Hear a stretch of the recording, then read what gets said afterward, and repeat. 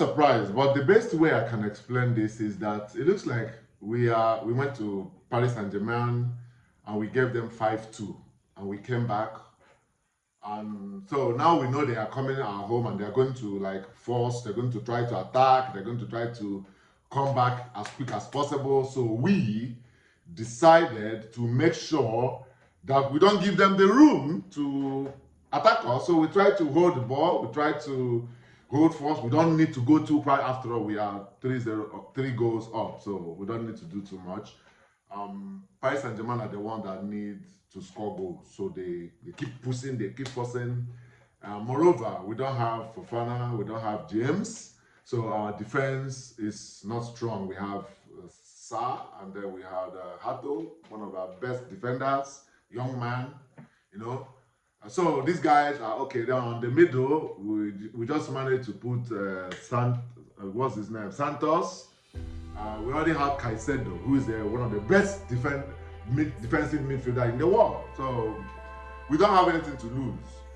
We don't need Pedro Neto running so fast like he did when we scored this guy. So we have him very close to the midfield. So you know, in case there is chance. Then we don't need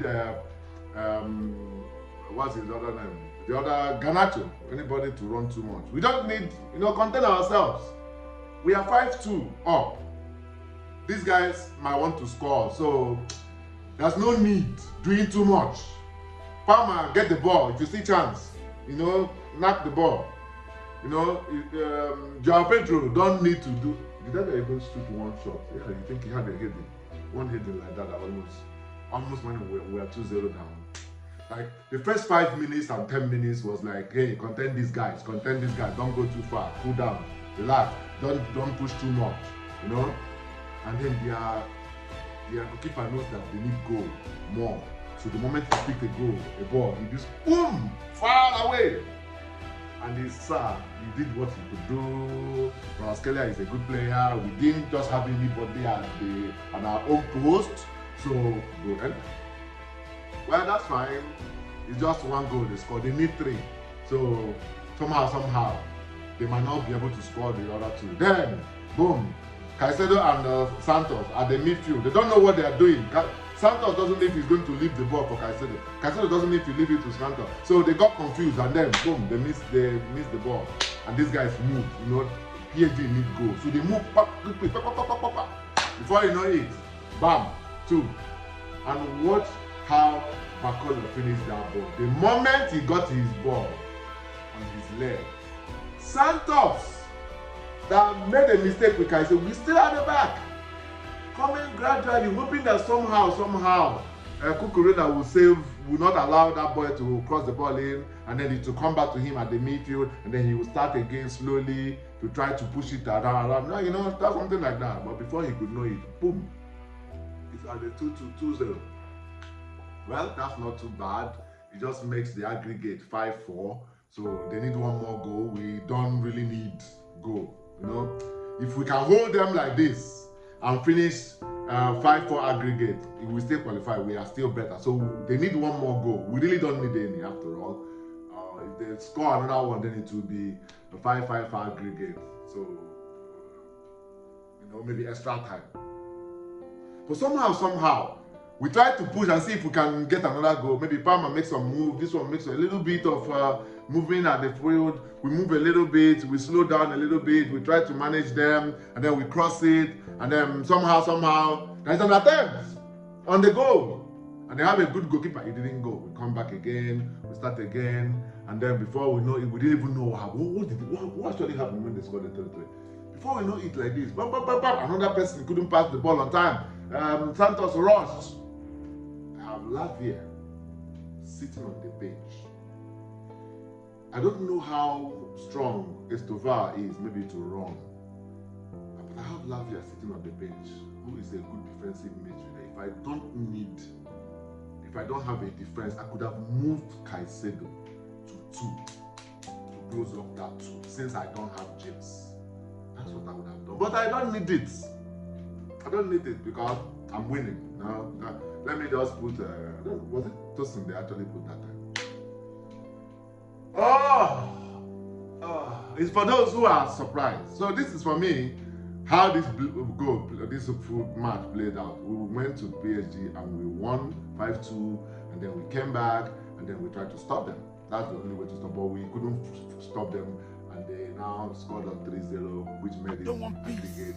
I don't think I want problems. Because we actually playing for something to qualify us. Like there's no tension. There's nothing. There's nothing to worry about. There's no absolutely from the players and from the coach and nothing. There was nothing at stake. It's like a friendly match. Nothing. I don't see if anybody sees anything that you should worry that was a Champions League match that we needed to win 3. No. Go and watch Chelsea versus PSG. World Club Cup. First half.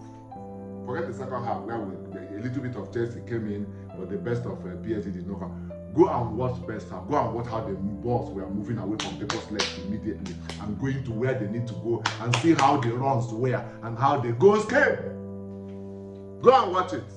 After watching that first half, and knowing fully well what it means to be attacking footballers, and knowing fully well the kind of team we had, these same people sitting around, come back and then watch this game and tell me what the difference you see. I mean, there's no need to worry.